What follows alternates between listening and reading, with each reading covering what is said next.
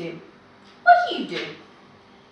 Well, you know, look after the kids, said Jim, still sat on his hands, still twitching his leg. Are either of you employed? No, Jim replied. Well, last time tied up with this lot. What are you doing at school? The usual, clean, tidy, cook, that sort of thing, said Alyssa. And decorate, the social worker added. Exactly! Jim didn't notice the sarcasm.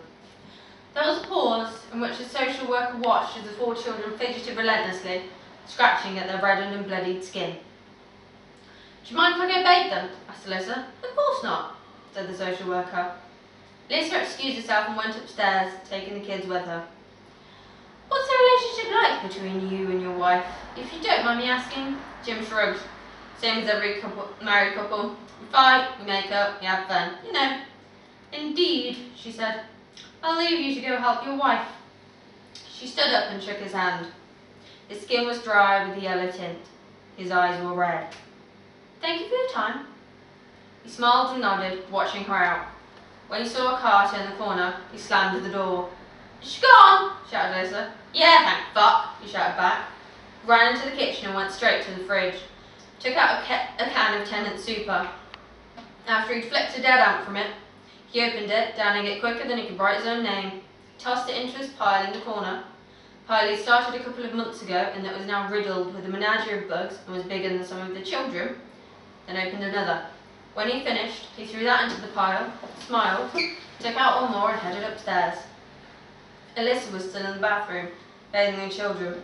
All 4 of them were crammed into the tiny bathtub, mould gradually replacing the wallpaper and the wood slowly rotting.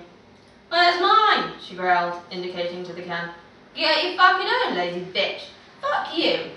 Might later if you're lucky, he said, standing up behind her and gyrating. Courtney shook her head and covered her younger sister's eyes. Alyssa pushed him away and pulled Danny out of the bath. She scrubbed Danny's skin dry, then went downstairs where she took a can from the fridge. Jim came down and snatched it from her. Get your own fucking cans. I fucking bought these, she snapped, attempting to snatch it from him. He pulled away. Some of it spilt on the floor. Look what you've done now, growled Jim. He licked it from the sides of the can. She went into the fridge and took out another.